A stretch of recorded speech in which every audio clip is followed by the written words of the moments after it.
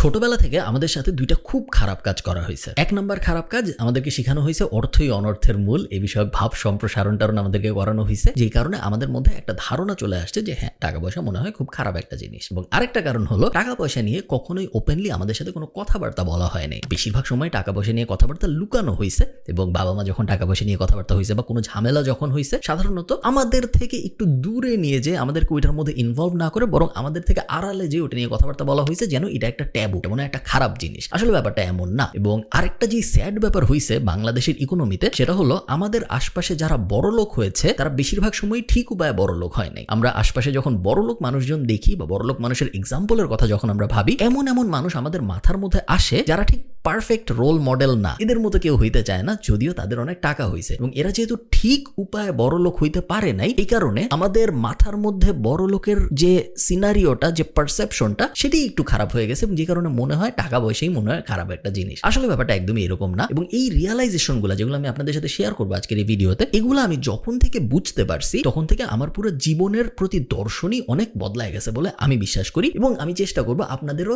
জীবনের প্রতি দর্শন যেন আমি একটু বদলাইতে পারি এই ভিডিওটার মাধ্যমে। এই ভিডিওটা স্পন্সর করেছে TapTapSend, যেটা হলো নন রেসিডেন্সিয়াল বাংলাদেশিদের দেশে টাকা পাঠানোর একটা অ্যাপ। ওদের ব্যাপারে একটু পরে বলতেছি, আগে টাকা পয়সার আলোচনাটা শেষ করি। প্রথম যেই ভয়ঙ্কর ব্যাপার আমাদের মাথার মধ্যে ঢুকানো হয়েছে সেটা হলো মানি এবং হ্যাপিনেসের বিষয়ে একটা ডিবেট। মানি কি হ্যাপিনেস? টাকা কি সুখ আনে? Is money happiness? Will money bring happiness? এই যে আলাপটা, এটা পুরোই একটা আজাইরা আলাপ। এই আলাপের কোনো মানে নাই। এই আলাপ সাধারণত দুই ধরনের মানুষজন করে। এক ধরনের মানুষজন যারা জীবনে ব্যর্থ, যারা জীবনে তেমন কিছু করতে পারেনি এবং তারা এই ব্যাপারটার মধ্যেই সুখ খোঁজার চেষ্টা করে, যে যেই ব্যাপারটা আমি অ্যাচিভ করতে পারি নাই, ওই ব্যাপারটা মনে হয় অ্যাচিভ করার মতো ভালো কিছু না। কথা সত্য না? মানি এবং হ্যাপিনেসের বিষয়ে অনেক ধরনের ফিলোসফি আছে, খুব জনপ্রিয় একটা টপিক। বাট একদম বয়েল ডাউন করে যদি আপনি খুব সিম্পলি চিন্তা করেন, মানি আপনাকে হ্যাপিনেস দিবে বাট নট ডিরেক্টলি। মানি আপনাকে হ্যাপিনেস দিবে by allowing you to be able to do what you want to do. আমি এক্সপ্লেইন করি। মনে করেন আপনার হ্যাপিনেস আসে বাগান করায়। আপনি ছাদে বাগান করতে পারলে বা আপনি বারান্দায় বাগান করতে পারলে আপনার অনেক ভালো লাগে। আপনি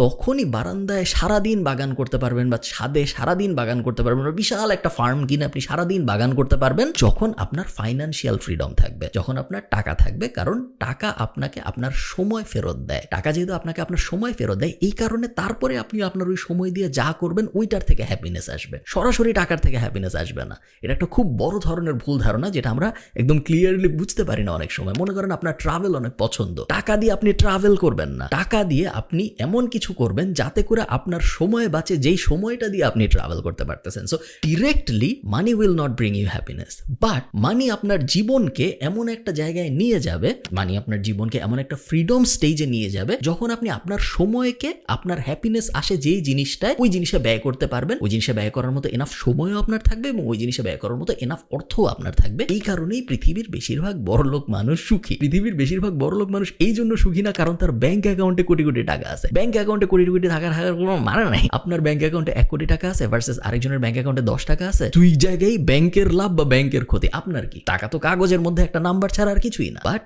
টাকার ভ্যালুটা তখনই হ্যাপিনেসে কনভার্ট হয় যখন আপনি ওই টাকাটার ভ্যালুটাকে ইউটিলাইজ করে হয় আপনার সময় ফেরত আনতেছেন, অথবা আপনার যেই কাজে হ্যাপিনেস আসে ওই কাজটা আপনি টাকা দিয়ে করতে পারতেছেন। So yes, long story short, money does bring happiness. আচ্ছা, TapTapSend হলো এক দেশ থেকে আরেক দেশ টাকা পাঠানোর একটা অ্যাপ, যেটার অ্যান্ড্রয়েড এবং iOS দুইটা ভার্সনই আছে। এই অ্যাপ ব্যবহার করার মেইন সুবিধা 5টা। 1 নম্বর সুবিধা, জিরো ফিজ অন ট্রান্সফার। টাকা পাঠাইতে বা টাকা রিসিভ করতে কোনো এক্সট্রা টাকা খরচ হয় না। Second benefit, good exchange rate. আপনারা স্ক্রিনে আজকের এক্সচেঞ্জ রেট দেখতে পাচ্ছেন এবং আপনারা দেখবেন বেশিরভাগ সময় TapTapSend এর এক্সচেঞ্জ রেটটা অন্যান্য যে কোনো জায়গার থেকে বেটার হয়। 3 নম্বর, ফ্লেক্সিবল পেমেন্ট মেথড। আপনি কারো বিকাশে, কারো নগদে, কারো ব্যাংক অ্যাকাউন্টে, সিক্রেট পিন ব্যবহার করে কারো ব্র্যাক ব্যাংকের অ্যাকাউন্টে সব জায়গায় টাকা পাঠিয়ে দিতে পারবেন। 4 নম্বর, খুব ইম্পর্টেন্ট, কুইক স্পিড। টাকা পাঠাইলে যিনি টাকা রিসিভ করবেন তিনি খুব তাড়াতাড়ি টাকাটা পেয়ে যায়। UK, USA, Canada, Europe, UAE, এই 5 জায়গায় এই মুহূর্তে TapTapSend অ্যাভেলেবল। আপনারা যদি KF কুপনটা ব্যবহার করেন তাহলে আপনি যাকে টাকা পাঠাবেন তিনি বেশিরভাগ সময় 10 ক্রেডিট এক্সট্রা পাবে। সো $100 পাঠাইলে $110 পাবে, বাট 100 দিরহাম পাঠাইলে কিন্তু 125 দিরহাম পাবে। সব বিস্তারিত আমি ফার্স্ট কমেন্টে অথবা ডেসক্রিপশনে দিয়ে দিব, আপনারা চেক আউট করে দেখবেন।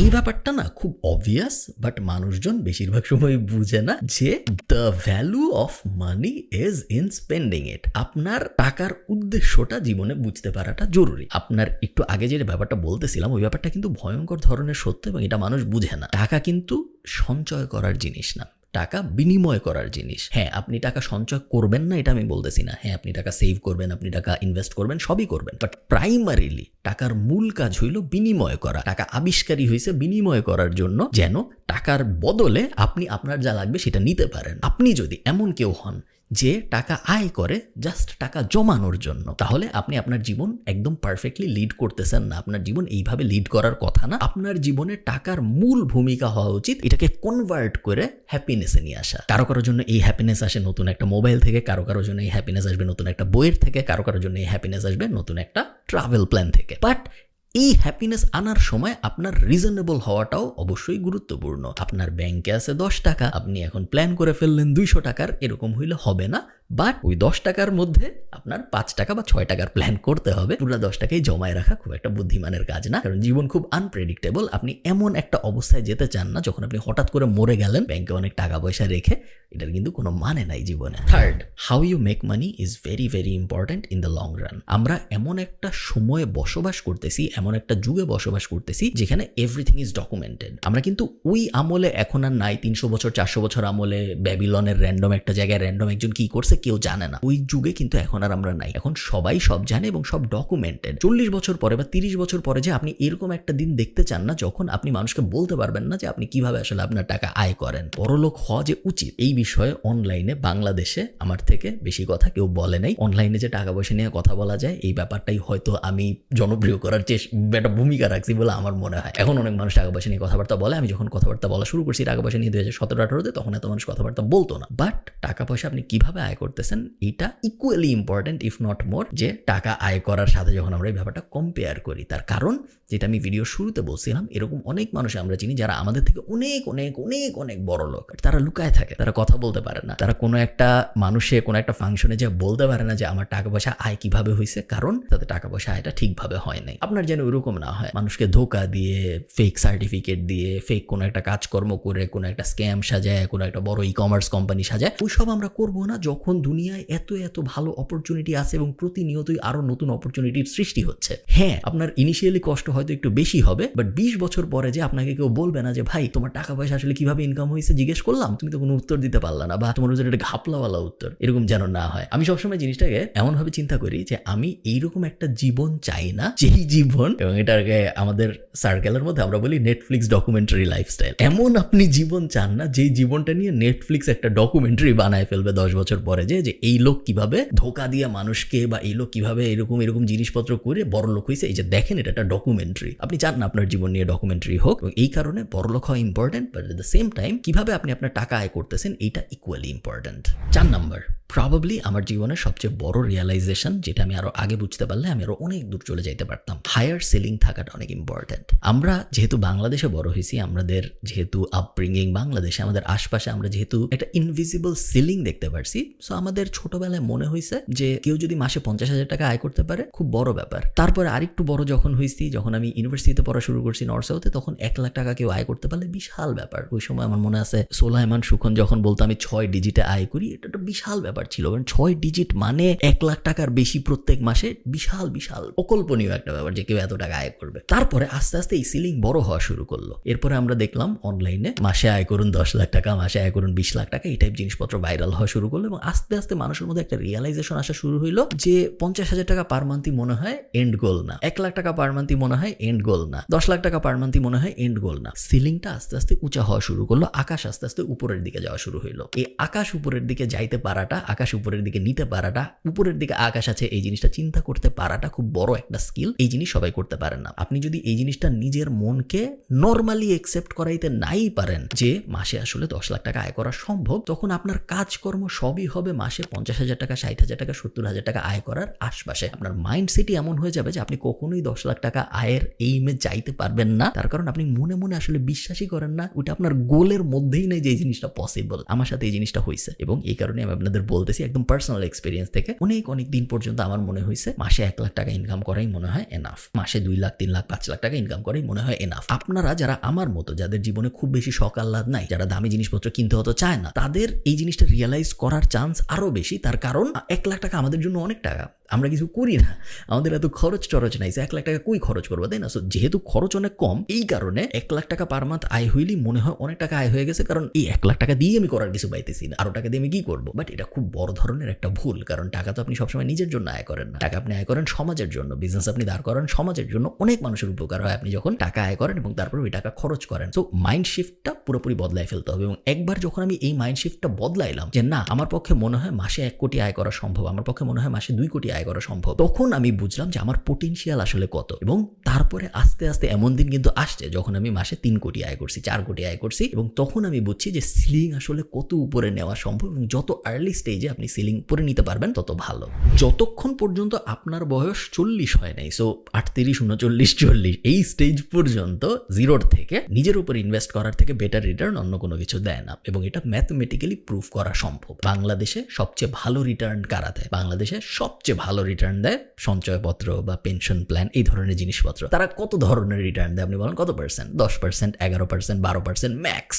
বেশিরভাগ জায়গায় আসলে 8-9% এরকম। তো আপনি যদি 1 লাখ টাকা রাখেন, তাহলে 1 বছর পরে আপনার ওই 1 লাখ টাকার 10% রিটার্ন আসবে, বেস্ট কেস সিনারিও। হাউএভার, আপনার বয়স যদি হয় 40-এর কম, আপনি যদি ওই 1 লাখ টাকা নিজের উপর ইনভেস্ট করেন, নিজের উপর ইনভেস্টের বেস্ট উপায় হইল বই, র্যান্ডম বই না।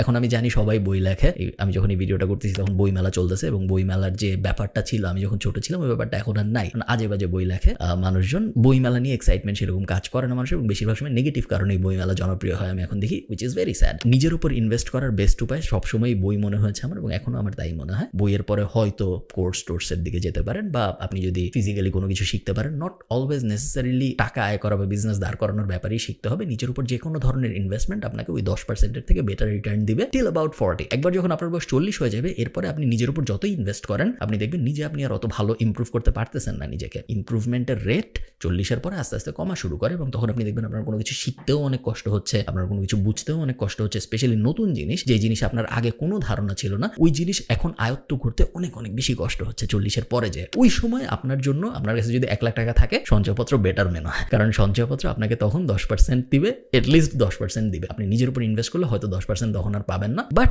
যতদিন পর্যন্ত আপনার 40 হয় নাই ততদিন নিজের উপর ইনভেস্ট করলে কম্পাউন্ড ইন্টারেস্টের হিসাবে আপনার 50, 60, 100, 150, 200, 1000% রিটার্নও আসতে পারে। এই জিনিসটা আমরা কখনো বুঝি না, বাট এই জিনিসটা যদি আপনি বোঝেন, আমি শিওর আপনার জীবন অন্যদের থেকে অনেক অনেক অনেক ভালো হবে।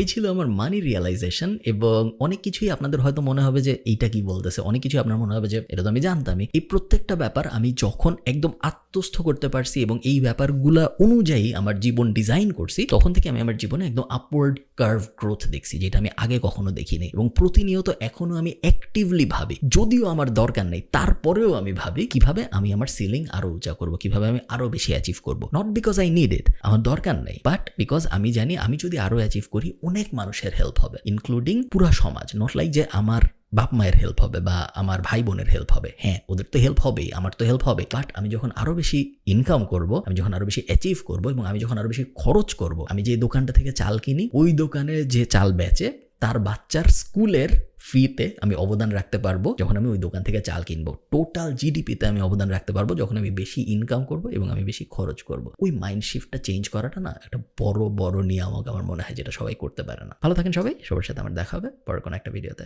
টাটা।